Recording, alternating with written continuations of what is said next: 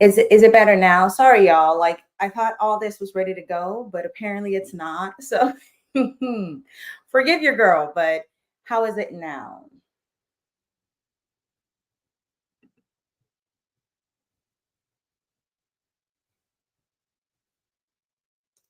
Thank you, Erica, though, for coming into the live and letting me know what the audio situation is. I appreciate you. Okay, good. Oh, okay. We did not expect all this, but welcome back to the channel, y'all. Welcome back.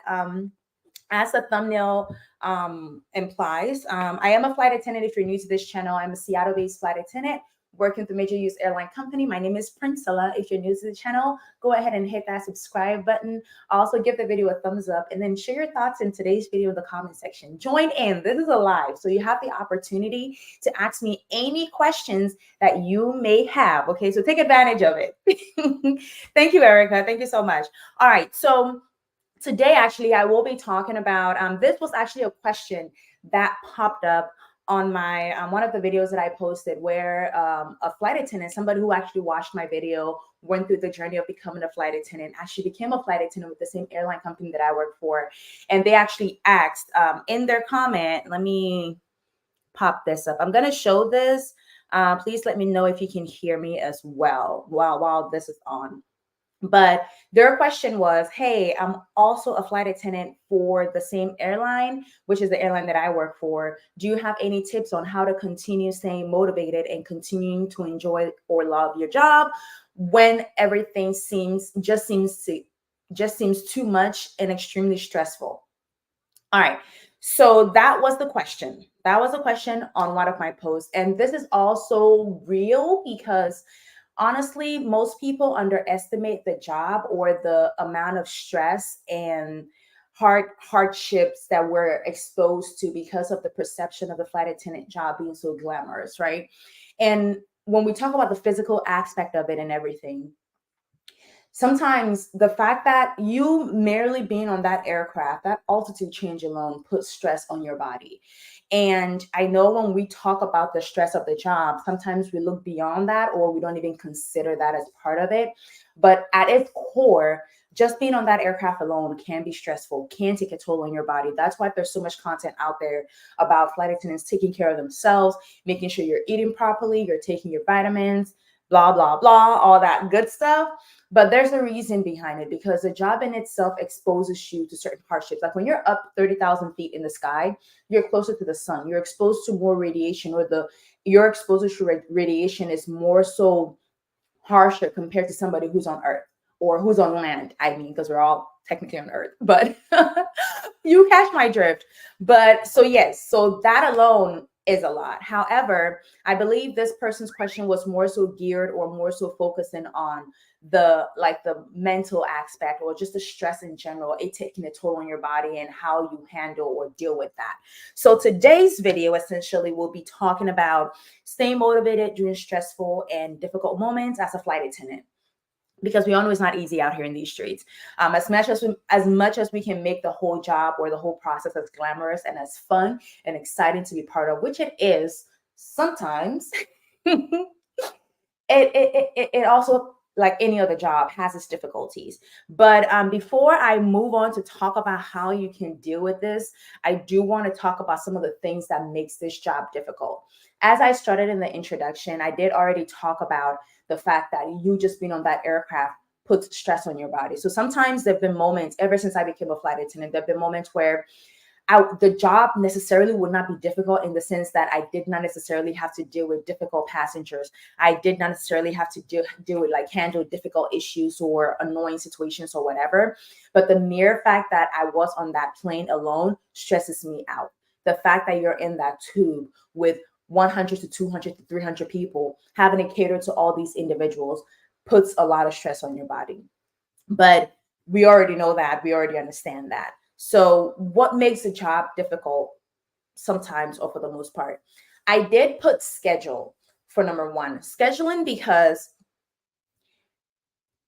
most of the time you might not get the schedule that you want. You might not get the trips that you want. You might end up getting the worst trips you've ever gotten ever, consistently over a period of time. And I add schedule because at the end of the day, I already established the fact that being on that aircraft alone can be stressful. However, if you add on top of that, you not getting the trips that you request for because possibly you want to take advantage of those trips to actually enjoy your layover or explore the city or the country. So you're not getting that. And I'm speaking specifically with regards to, or I'm gearing this point towards new flight attendants because you're dealing with so many other stress, and on top of that you're not getting the trips that you want, and that can get frustrating. As I mentioned in my schedule reaction video recently, I think in April I was off of reserve, and then May I was off of reserve, but I got the worst trips I had ever gotten, even when I was on reserve. So when I was on reserve, I would be able to hold high credit 3-day trips. However, for whatever reason, although I got off of reserve in April and May, I was getting low credit trips, and I don't even understand why or what's going on because I have not made any changes to my bids, right?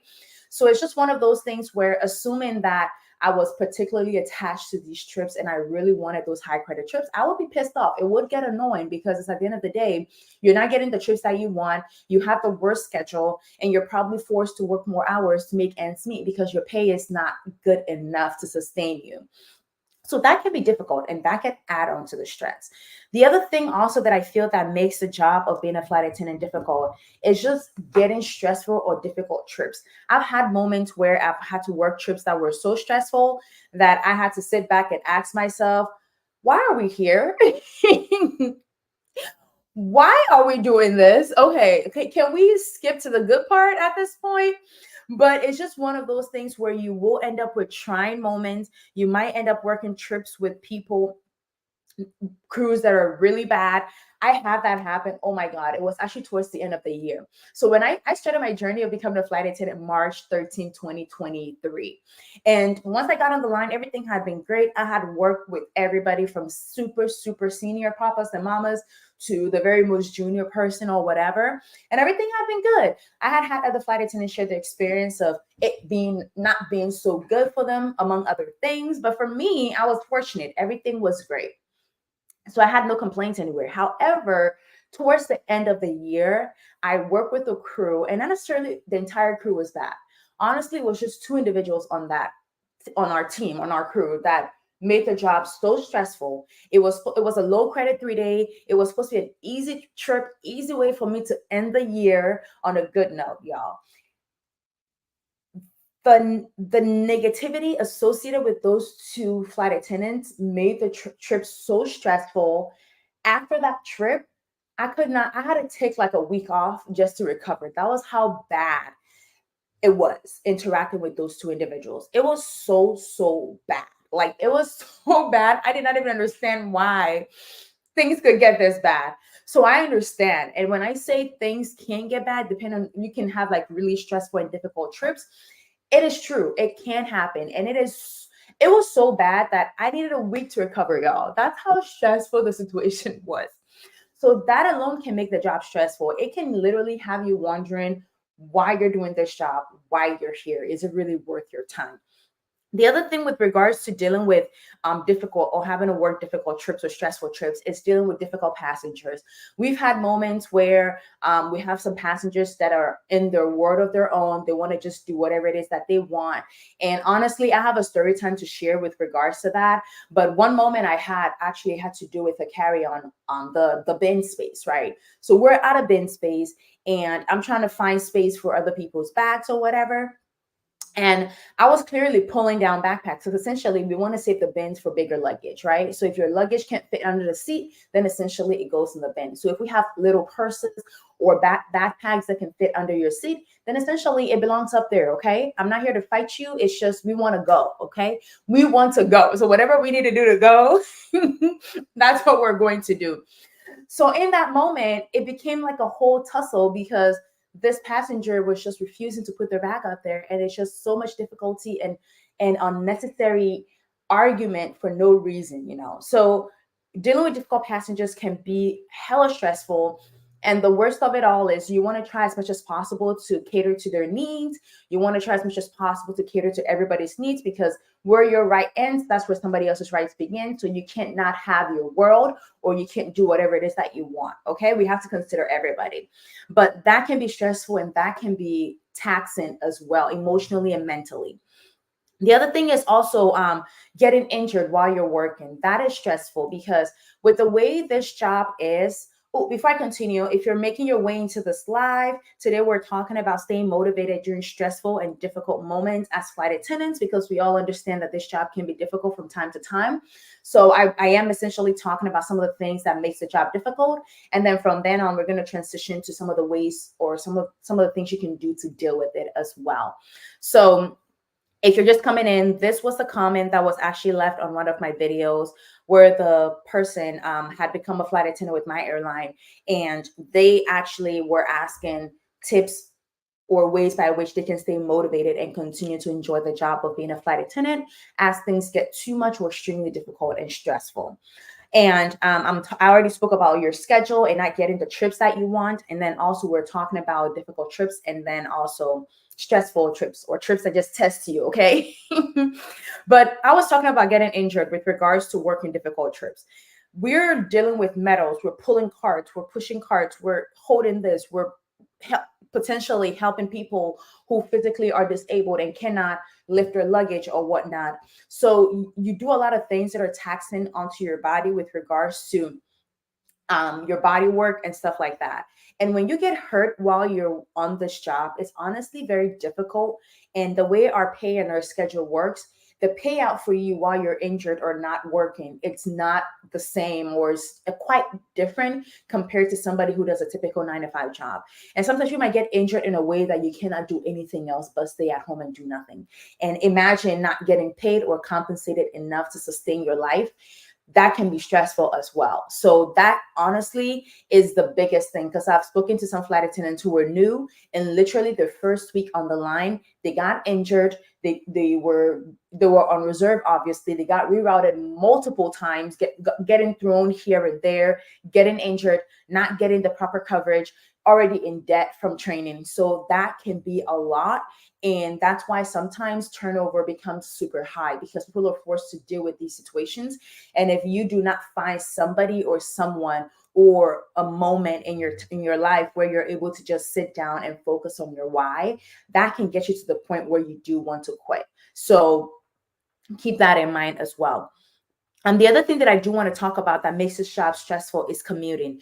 Personally, I never had to commute, but I have spoken to other flight attendants that had to commute, and they have shared their experience of how difficult it is.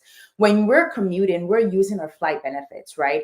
And our flight benefits are based on seniority. So with my airline, essentially, if you're trying to fly, let's say from Seattle to Houston or from Houston to Seattle, because you're based in Seattle and you're coming to work, when you go to that airport and you book that flight, it's based on seniority. So if there are other people within the airline that are more senior than you, chances of them getting a seat on that aircraft, if there's any available, is higher compared to you being junior. So you're junior, first of all, your seniority does not hold weight. So you know that potentially if you're non-revenue, which is flying to work, whether it's for leisure or work, you're still using your benefit. We don't have guaranteed seats when we're flying into base to work. So that alone can be stressful, because chances of you not getting on that flight is high, especially if there's super senior people ahead of you on that list trying to go to the same destination you're going on the same flight. So once that happens, you can't even get to work. And it feels like you're left out there in the cold by yourself in a sense. I get it. People do sign up to commute, but at the end of the day, it doesn't take away from the fact that this whole process of commuting can be stressful.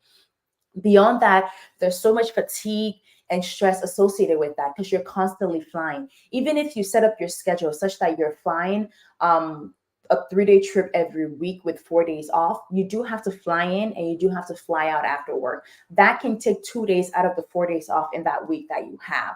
Even if you pack your trips where you're flying continuously for 2 weeks and then you're home for 2 weeks, it's still a bit more extra flying compared to somebody who lives at base, who essentially just goes to work like every other person, drives to work, comes back. Some people live 15 to 20 minutes away from the airport.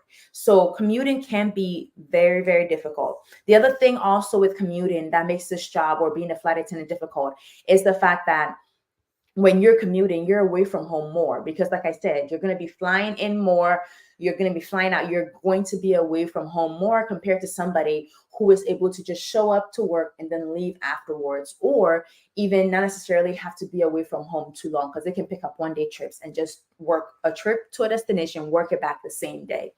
So all that is stressful, and I get it and I understand that, and that's why we're talking about this right now, y'all. Once again, if you're making your way into the live, feel free to drop a comment in the comment section. If you have any questions, feel free to let me know what your questions are. And then also, if you haven't liked the video already, go ahead and like the video. I don't know what you're waiting for. Like the video. Today, we're talking about staying motivated during stressful and hard times as a flight attendant, because we all know that it is not easy out here in these streets, okay? It is not easy at all, but there's always a way out, and we're going to be talking about that. So let me just get this up real quickly so we all know what we're talking about. There we go. All right. Also, in between, if you can't hear me, please let me know as well, because I know I had an issue with the sound earlier on. If you're just joining the live, just fast forward, okay? Fast forward to the point where you can hear me, because I had issues with the sound earlier. The other thing that I do want to talk about is being on reserve. One of the things that makes being a flight attendant difficult is being on reserve. And in general, with all the other airlines, you're going to be on reserve for a period of time. And honestly, the bigger picture is that being on reserve is linked or tied into operational needs. So essentially, if for whatever reason something happens in operations and we have to have everybody on reserve, then that's a possibility. Okay. However, because of how things are set up, typically the most junior people are the ones that are on reserve, essentially.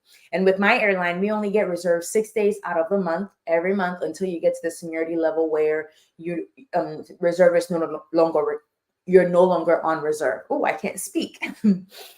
But although we are on reserve, only 6 days out of the month, it is a 24-hour availability, y'all. So for 6 days out of the month, you have to be available at the beck and call of our crew scheduling for 24 hours until you get assigned a rotation or duty that allows you to get released, what blah, blah, blah, whatnot. However, you getting released is dependent on whether operational needs can allow you or not. But that's a story for another day. However, the whole point I want to make is that even though we only have we only have reserved for only 6 days out of the month, it is 24 hours availability. So you have to be available 24 hours from 12 midnight to 11:59 to be used. That is stressful. Imagine having a day off and then all of a sudden at 12 midnight you are available. So essentially, crew scheduling can call you for a trip with a 2-hour time to report. So they can call you at 12 midnight and have you report to work at 2. That's how serious it can get. Okay. That is stressful, y'all, because I know with some airlines, they have the ability to have an AM or PM shift where you can bid or request for whether you want to be on reserve from 12 midnight to 12 in the afternoon, or 11 or 12 in the afternoon to 11:59 at night. Okay, you have that option to do AM or PM, but we don't have that with my airline. It is strictly 24-hour availability. That is stressful. If you're commuting, there's no guarantee you're going to get used. There's no guarantee you're going to get a trip. So you do have to be at your base before the start of your reserve. And that is a lot sometimes. And the lack of control you have when you're on reserve is so heightened because within that 24 hours, over a 6-day period, you have no control. You can literally be tossed and swung and sent anywhere. You can be given a trip. The next thing you know, they're calling you to change it. Fine, we can ask for releases among other things, but those things are not guaranteed in the sense that if operational needs calls for you to get used or rerouted, they will do it. They would do it. And that can be stressful. The other thing is, I already talked about commuting and not getting used. Essentially, you're wasting more money, maybe trying to get a hotel because you were on reserve, you were required to be at base, but you're not getting used, you're not getting trips. So you're forced to get a hotel. You're eating, that all that is additional expense with no trip assigned. Fine, you're getting paid being on reserve. However, the pay you're getting is honestly next to nothing if you do the math properly.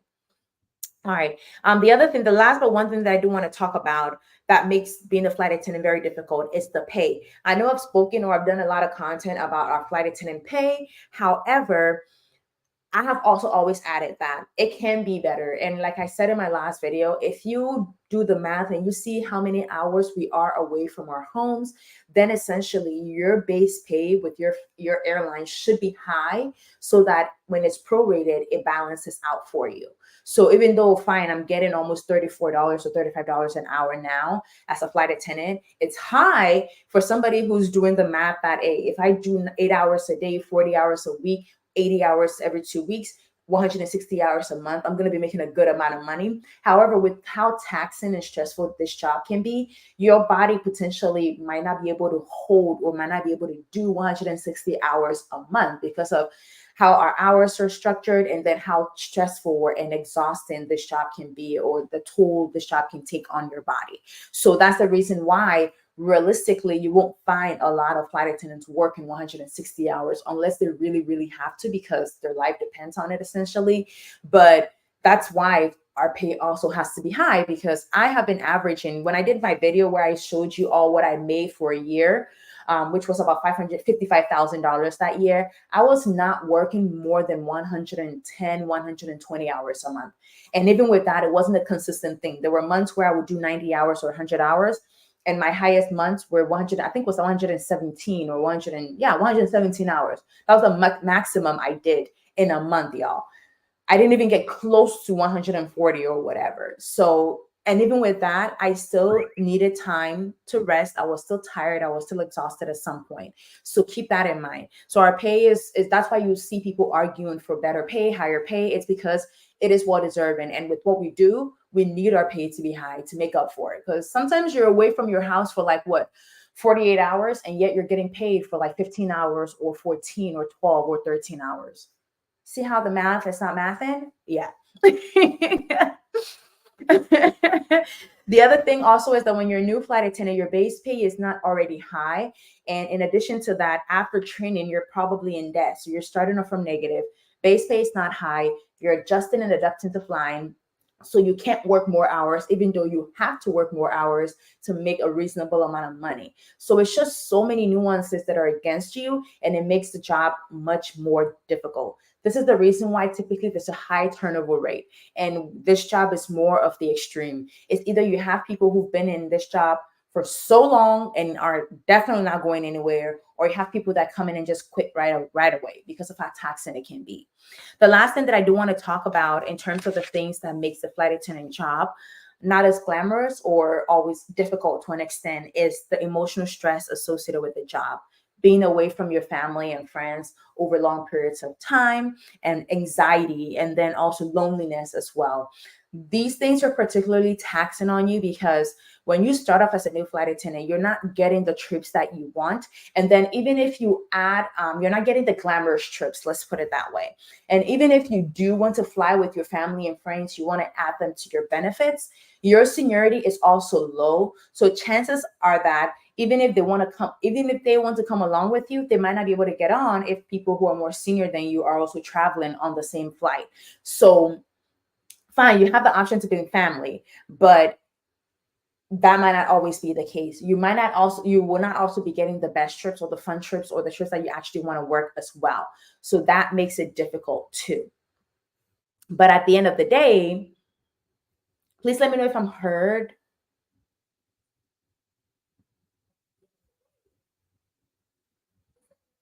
Okay, perfect. Sound is good. So that's what happens. Essentially, you're stuck in this job. You're away from family and friends, and typically you end up getting those trips that are like 2-day trips, 3-day trips, those kind of trips, and that requires you being away for a long time, and that alone can be stressful as well. So it's just a lot of things that adds on. And when people talk about loneliness, it's because you're by yourself. Fine, you might get the opportunity to go to Paris, London, Shanghai, or Tokyo, whatever, but you're not always going to end up working with crew members who want to go out, who actually want to experience the city with you. A lot of the time, some of the people that are able to hold those trips have been to this destination so often over 30-year period, 20-year period. So they've been there so much that they have no need to go out and explore the city or do anything outside of just working the trip there, going out to eat, and that's it. So then, and then even with that, you don't know these people. Some of these people, it's probably the first time you're working with them. So you're technically alone in a sense. So that's where the loneliness comes in. You're in this hotel in this beautiful country, but you're by yourself. You're not with family or friends. You're not with people that you're familiar with. That is why a lot of the time you find flight attendants bonding rather quickly when they work trips together, because the people you're working with in that moment essentially becomes your family in that point. And the anxiety associated with the job, especially when you're on reserve, where the crew scheduling is going to be calling you, or well, whatever is happening, are they going to call you? Are you going to get a trip? Are you not going to get a trip? What kind of trip are you going to get? So all that anxiety adds on to stress and makes the job difficult as well. All right, so now that I'm done talking about the things that makes the job difficult, I do want to jump into talking about some of the things that you can do to stay motivated. And I know this thing happens because there are moments where we found the job to be difficult, and then you actually needed something to just keep you going, just to like motivate you. And this person actually posted a thumbnail about this I think a day or two ago, and this person left this comment that I felt was so true, and it actually covered a lot of the stuff that I had in the points that I did want to talk about. So the person's suggestion was that taking time for yourself, doing the one thing that doesn't cost anything but time, a bubble bath, journal session, 10-minute meditation or yoga. Just be present and journaling about your why, so that you can be reminded of the big dreams and the motivation that's underneath all of the stress. When you're faced with a hard day, daydream about your wildest dreams and how you're going to make them come true. Good luck and stay strong. Life is what you make of it. Remain positive. And they really made a really good point here, because honestly, a lot of the stuff that they did bring up is what I will be talking about in the video, in today's video as well. And I know that a lot of times people want to actually like struggle to find a sweet spot or a balance between the job and their personal life. So the first thing that I do want to talk about is taking breaks. Taking breaks as a flight attendant is very important. I feel like people get carried away because in their quest to make a lot of money or to work enough to make ends meet, they end up working so many trips back to back that adds to their stress. Taking breaks is very important because it allows you to just recenter yourself. Even with me, when I started becoming a flight attendant, I noticed that whenever I would fly so much without sufficient breaks in between, I get a bit I get easily irritated at some point.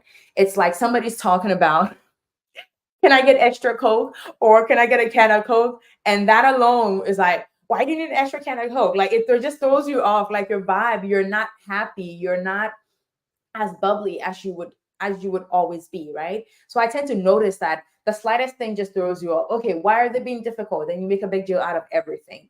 So you do have to take sufficient breaks. Honestly, for me, whenever I would work a 3-day trip, I feel like I need 3 days to recover from it. And whenever I would work a 2-day trip, I noticed that having a day or two off helps me recover, or to just get a break in between. So you do have to make sure that you're not working consistently. I know people try to pack their trips like for 2 weeks, like 2 weeks off, 2 weeks on. That is a good concept. However, in between that 2 weeks that you're working back to back, that's stressful. So you're literally burning yourself out only to get 2 weeks off to recover. Then you burn yourself out for another 2 weeks. Whereas if you take intermittent breaks in between your trips, that for me, I feel like it's a better combination.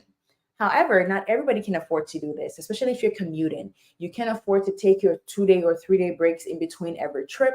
But I will say that take as much breaks as possible. If you feel you need a break, take a break.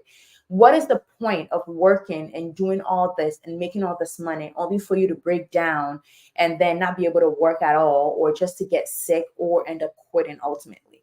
Becoming a flight attendant, it's a process, it's a journey.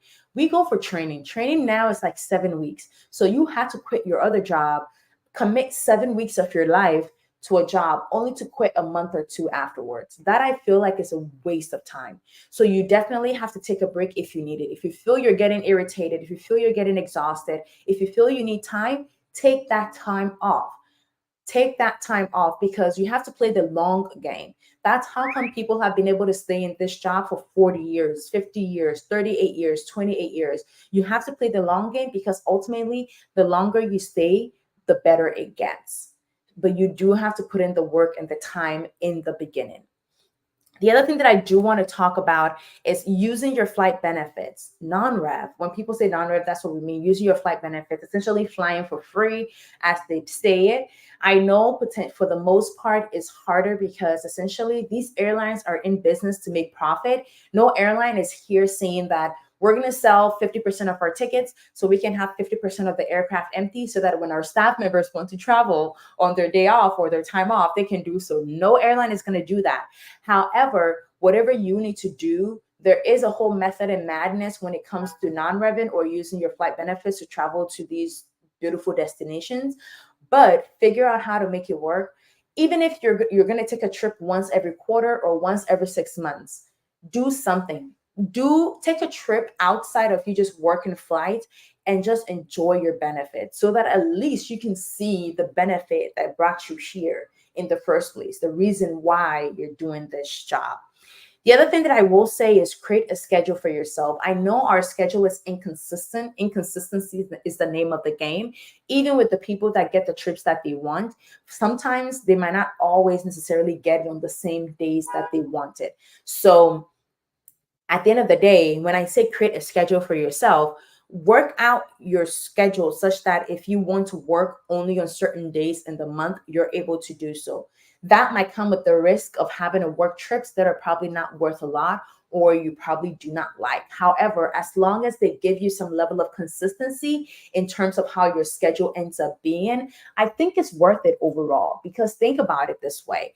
You're able to work on the days that you want, so you don't have to worry about any days off situation or you just having trips all over the place. The other thing also is that at least for the most part, you have a little bit of structure. So when I say create a schedule for yourself, let's say you're only willing to work on weekends, right? And you want the business days off. Essentially, when you bid, you're going to bid for those business days off and ask the system to schedule you over the weekends. Let's say you end up getting 2 trips on the weekends, but then the other 2 are on the days off that you want. Essentially, you have open time, which is a system where you're able to swap with the system for trips, and then the swap board, which is when you can swap with other flight attendants. You can swap with other people or the system to move those trips that you have been scheduled on the business days to the weekend so that it gives you that level of structure where you're only working over that weekend. So then you know that every month you're going to make that happen. So you have Monday to, let's say, Thursday off, and then Friday, Saturday, Sunday, you're working, and that's it. That's a way to have structure. It mimics or creates the impression that you're working like a typical 9-to-5 job where you're working on certain days and you have certain days off as well. This might not always be the case. It might get difficult trying to get that from month to month. However, at least you're making the attempt to get some consistency, some level of structure in your life, because sometimes that builds anxiety when people have the situation whereby their schedule is always inconsistent, they're always all over the place. That can lead to some level of anxiety as well. So you can do that to create a schedule for yourself. The other thing that you can do to stay motivated or to at least continue enjoying this job or keep you in a mindset that allows you to continue to enjoy this job is getting a hobby. One thing I noticed once I became a flight attendant was that the people that were most bitter, the people that complained a lot, were typically people that only had this job. They did not have anything else outside of this job. I feel that your quality of life will be better if you have something else you do aside from being a flight attendant. It doesn't necessarily have to be another job. It can be a hobby. Whether you like to paint, whether you like hiking, whether you like gardening, content creation, like what I do, you have to make sure you find something else outside of this work that brings you joy, just to keep you going.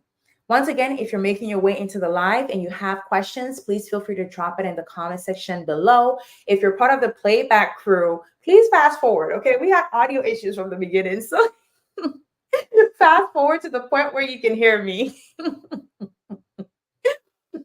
But back to the point I was making, you need to get a hobby, y'all. This job cannot be your life. You should not spend all your time with this job. Find something outside of this job that brings you joy and do it. So, like I said, gardening, painting, hiking, find a hobby, journaling, anything that you can't do outside of this job, do it. Do it, because when you're stuck and this is all you have, when difficult moments come, it hits harder because you have no way of removing yourself from the job. So you have to find something else outside of this job. Even if it's a second job and that's what you want to do, that's up to you. But it shouldn't necessarily be about the money. It should be something that makes you happy. That way, when things get difficult with being a flight attendant, you can at least rely or count on that other thing that brings you joy. So that, I feel, is very, very important. And I feel personally, for me, that's why I've been able to enjoy this job so much, because being a flight attendant gives me the flexibility for me to get the days off that I want. Like last week, I only worked 2 days out of the week and I had 5 days off. And I used those 5 days to edit my videos, to have a live, to actually create content and pre-schedule them for my channel, which I enjoy doing. This week also has been kind of tricky because I've been trying to get a trip, but I'm like, do I want to work? Do I not want to work? But I also only did 2 days. I worked on Sunday and Monday, and ever since, I've had the days off that I want. Like, I've had this whole week off. But next week, I'm literally working the entire week with like 1 day, 1.5 days off. So it's just one of those things where I enjoy this because of the flexibility that it gives me. And then it also allows me to do the other stuff that I want to do, which is create content and do all those other stuff. So that's why I suggest that if you want to stay motivated, if you want to continue to enjoy this job, at least find something else outside of this job. And like this person said, taking a bubble bath, because sometimes you need to take a relaxing bubble bath just to calm your nerves and just to recenter, regather yourself. And then yoga, something, any external activity outside of being a flight attendant, outside of being on this job. The other thing with regards to doing something outside of this job is your work devices. Don't be attached to your work devices. Once I return from a trip, this device is out of sight. The only time I grab my work device is when I'm going to work, literally the day of. Make sure it's charged and up to date.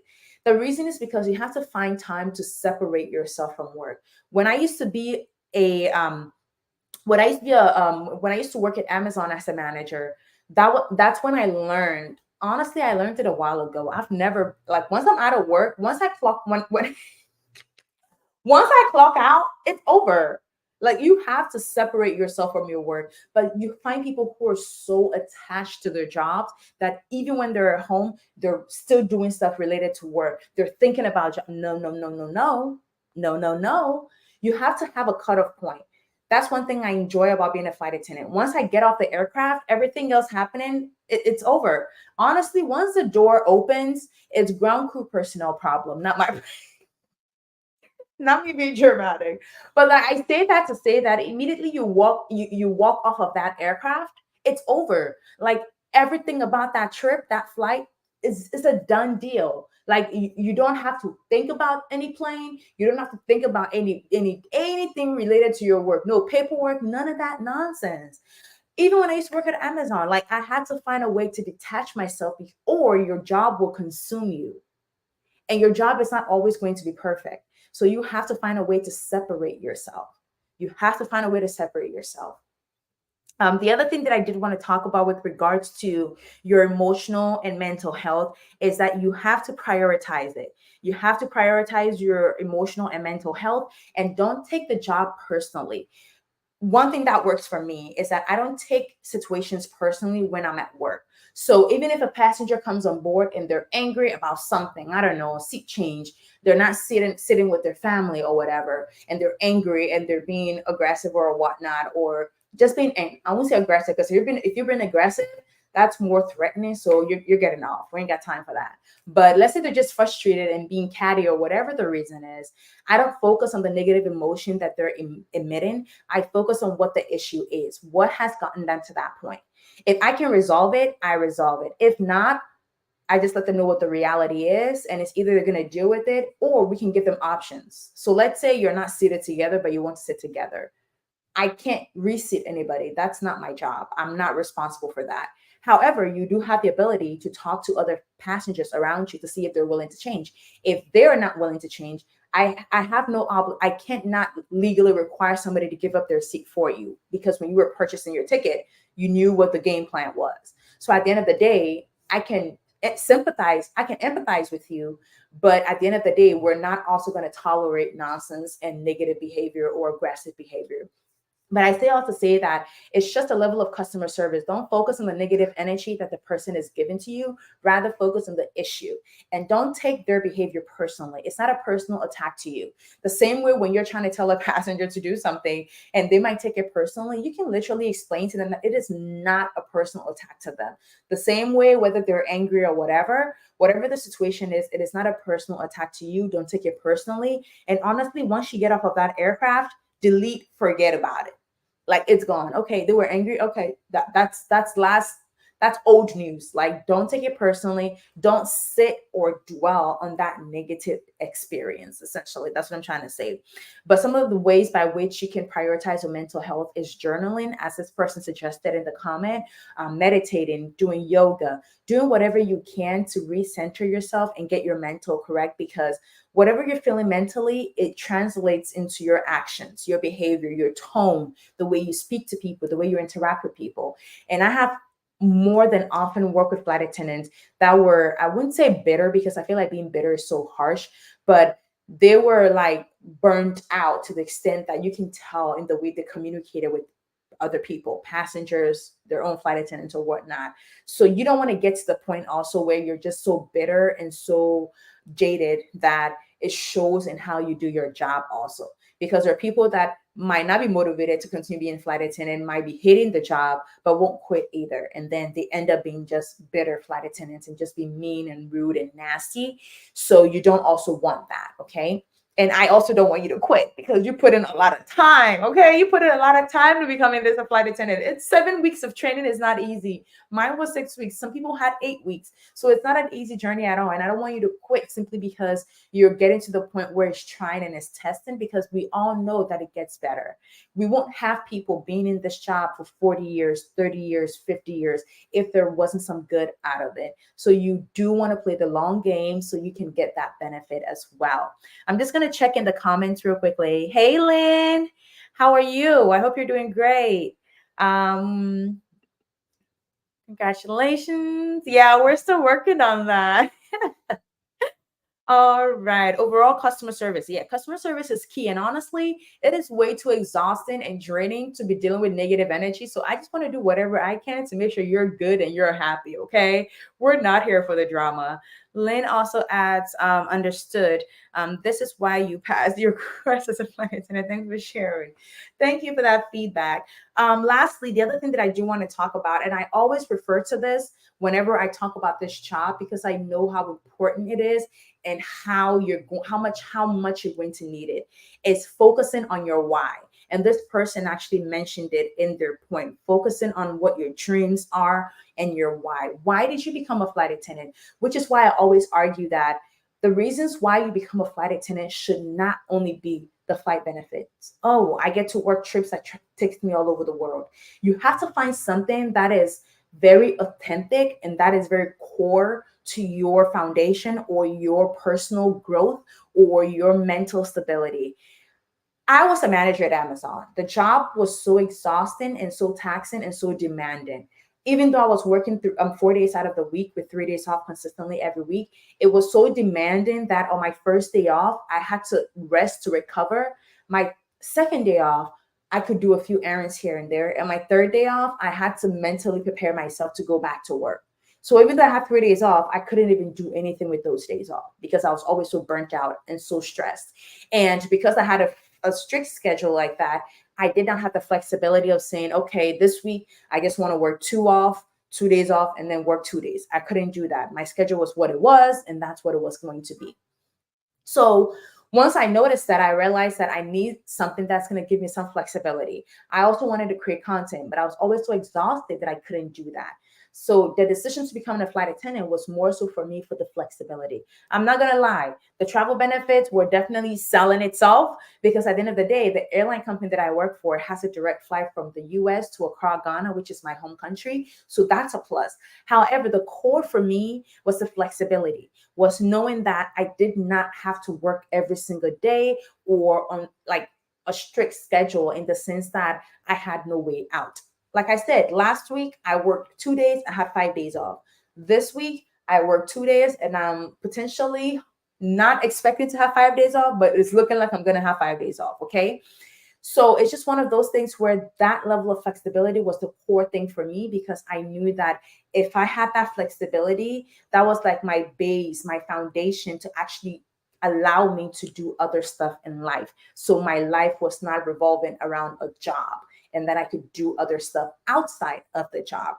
So if your if your why it's only the flight benefits, I know how trying that can be sometimes, but it's not enough for you. You have to figure out why you became a flight attendant, and always think about that. Whatever the dream was for you becoming a flight attendant, you have to make sure that you always refer to that whenever things get difficult. Whenever I would work difficult trips, and then I would wonder why I'm doing this job, I always refer to my why I decided to be a flight attendant. What was the benefit of it for me?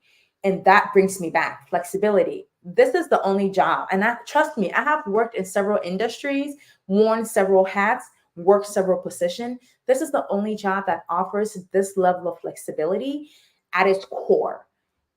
Like, this is a job that literally, at a minimum, requires you to work only sometimes between 70 to 80 hours a month. Every other job, even if you're part-time, unless you're part-time, but this is not a part-time job. It is still full-time. You have the ability to pick up more work if you want to, but at its core, it gives you a level of flexibility. That's my why, plus the travel benefits. Okay. But always go back to that. That's a way to stay motivated, to know that whatever situation or difficult situation you find yourself in, it's not permanent, and it does get better. So always refer to your why. If you need a bubble bath to just relax your nerves and just keep you going, treat yourself, because what is the point of working so hard, making some money, and not being able to treat yourself? Don't feel guilty about that. Okay. Do not feel guilty about that at all, because at the end of the day, you deserve it. At the end of the day, you deserve it. So just keep that in mind. The other thing, my final thoughts. Are there any questions? Any questions? Okay, so make it make sense. Make it make sense says, I'm literally taking a mental health break for the summer. I am with you, because I'll probably do a video about summer flying as well, because summer, oh my God, summer is a whole beast on its own. Honestly, this whole job is a whole beast on its own. And you do have to make sure you're taking mental breaks, because I do it from time to time. So there are moments when I have the energy or the desire to work so much. And then there are moments where I'm like, you know what? I could use a break. I've been noticing that these days, towards the end of every month, I feel like I need a break. And when you feel like you need a break, take it, regardless of whether you need the money or not, take it. Because I promise you, being in this industry is a long game situation. Don't think of now, think of the future, when you get to the point where you're able to make $10,000 a month, $12,000 a month, and possibly $14,000 a month. I know there's so many people that keep saying, oh, it's not possible, it's not this, it's not that. Trust me, I have seen pay stubs, y'all. I have seen pay stubs. And honestly, if you look at our pay scale and you do the math, it adds up. And that's what I'm going to do. I think what I'm going to do from now on is I'm probably going to do this. This is just a side note. I'll start a series where I actually talk about what each trip is worth, from a 1 day trip of a certain credit, a 2 day trip of a certain credit, and a 3 day trip of a certain credit. And then I'm going to do the comparison based on our pay scale, so you can see what somebody in their first year would make from that trip, and what somebody at their 12th year, because you cap out at 12 years and beyond will make. Because I feel like sometimes there's some disconnect somewhere.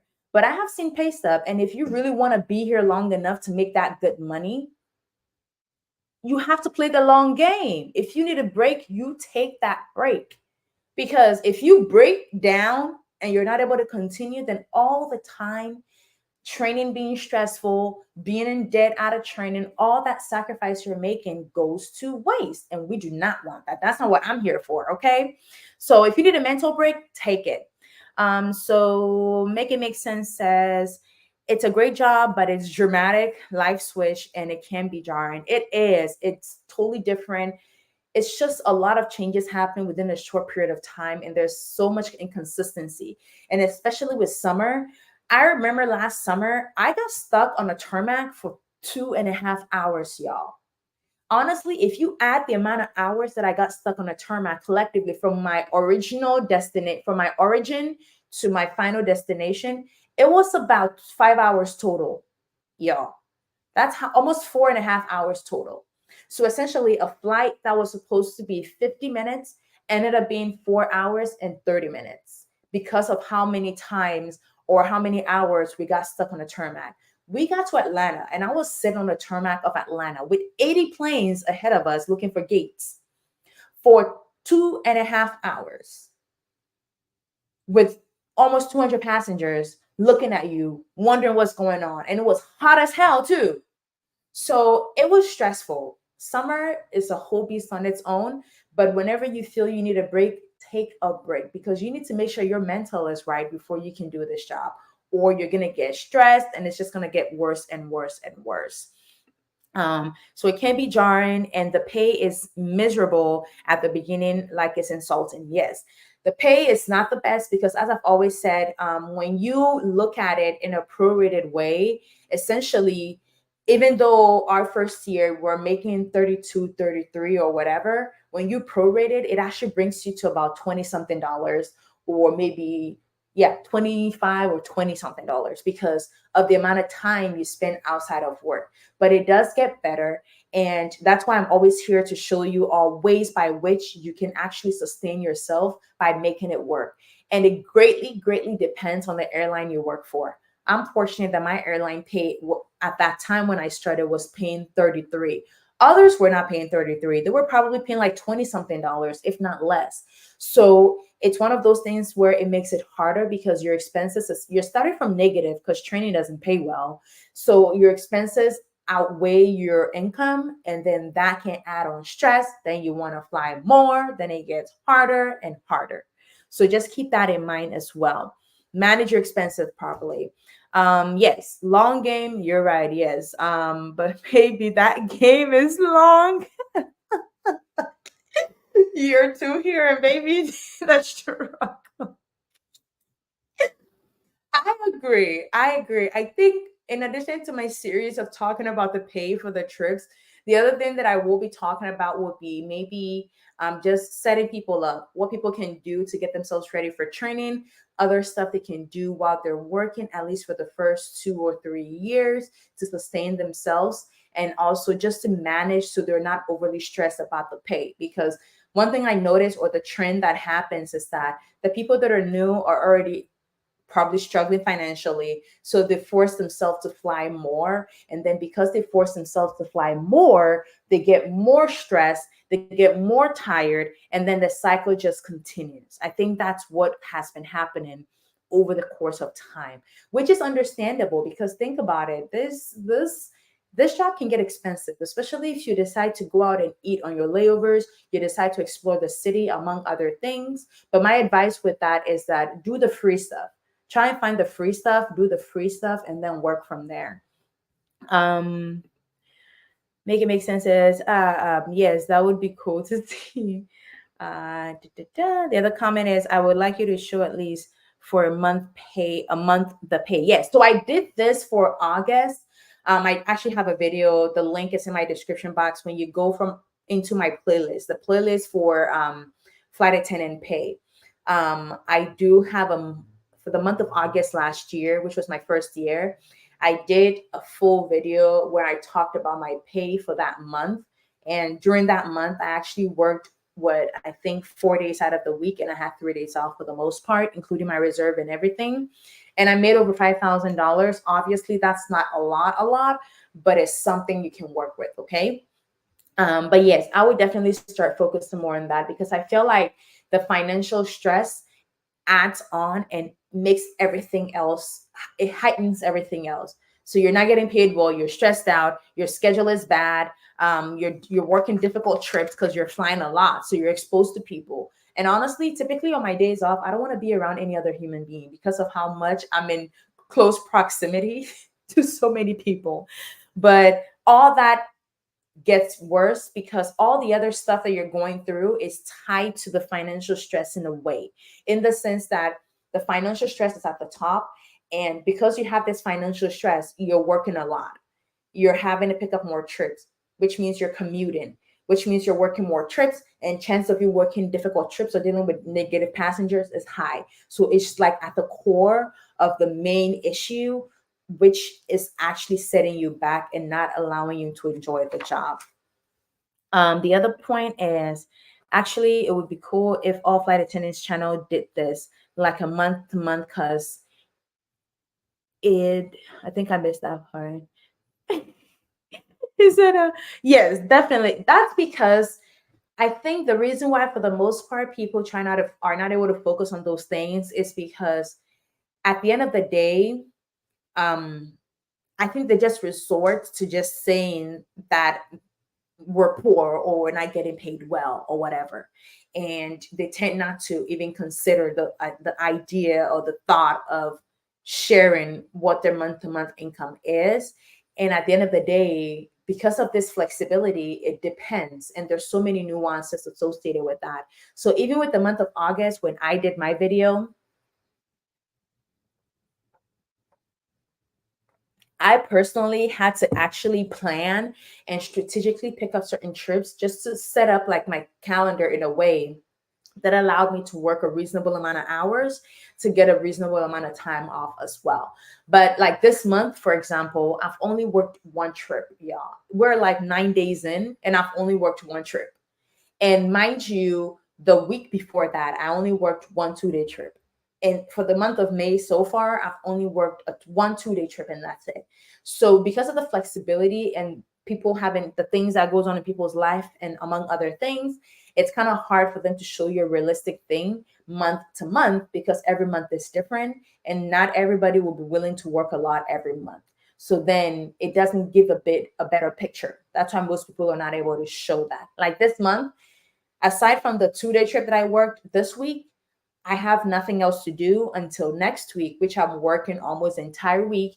And then for the last 2 weeks of the month, I literally have nothing on my calendar. That's how empty it is. So in a month like this, I might not make a lot, right? But that is not a true reflection of what my potential earning can be.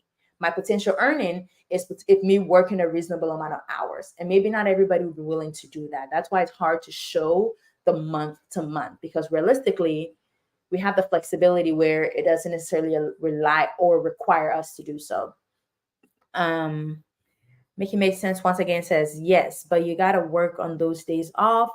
But then you're right. I just had to submit to the fact that maybe God caused something is getting blamed. Low. It's trying to tell some. It's trying to tell me something. Yeah, definitely. Maybe I'm I know you no longer whole foods, organic, but I agree. It is hard, but thank you all actually for showing up in this live today. We were just talking about staying motivated during difficult times as flight attendants, and also some of the things we can do to just continue to enjoy this job, especially as new flight attendants, because we know it's hard. I will also probably do a dedicated video where I talk about how much you should save for training, and then how much you should save with in terms of how many months you should save for.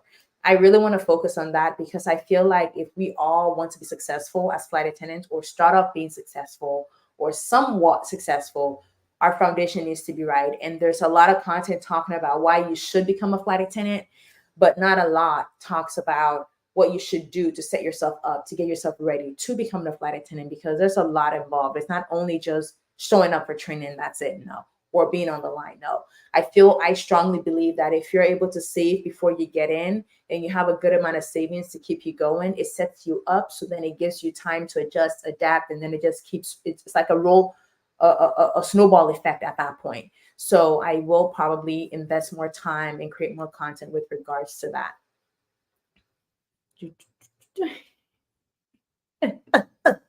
Not the nail shop is off the table. We're not going back there anymore. No, no, no. We're moving forward, okay? But thank you all so much for coming through. If you haven't subscribed to the channel yet, please go ahead and hit that subscribe button.